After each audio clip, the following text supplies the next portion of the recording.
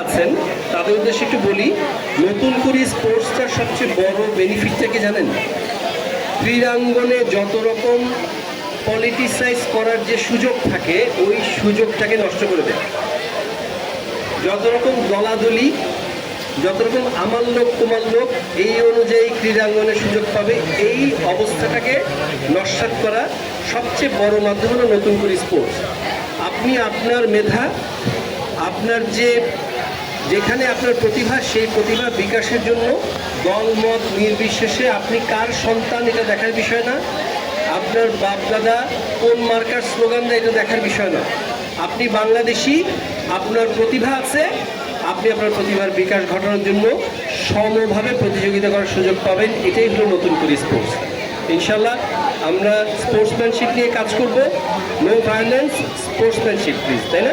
কেন? কারণ ভায়োলেন্স হলে কি হয়, আজকে যদি উদ্দেশ্যমূলকভাবে আমি অপর দলের একজনকে ল্যাং মারতে চাই, কালকে কিন্তু গাইবান্ধার টিমে হতে পারে ওই ছেলে আর আমি দুজনে একই টিমে খেলছি, তাই না? তাহলে ওর সাথে আমার পার্সোনাল কোনো ক্ল্যাশ করার দরকার আছে? লাভ আছে?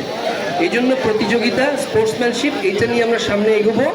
এবং জনাব তারেক রহমান যে বলেছেন ভোট দিলে ধানের শীষে দেশ গর্ব মিলেমিশে, তারই একটা বহিঃপ্রকাশ হলো নতুন করে স্পোর্টস, যাতে করে কোনো রকম গ্রুপিং, লবিং, দলাদলি, দলবাজি এই সমস্ত ঊর্ধ্বে উঠে প্রত্যেকজন খেলোয়াড় তার প্রতিভা অনুযায়ী বিকাশের সমভাবে বৈষম্যহীনভাবে সুযোগ পায়। এটাই হলো নতুন করে স্পোর্টস।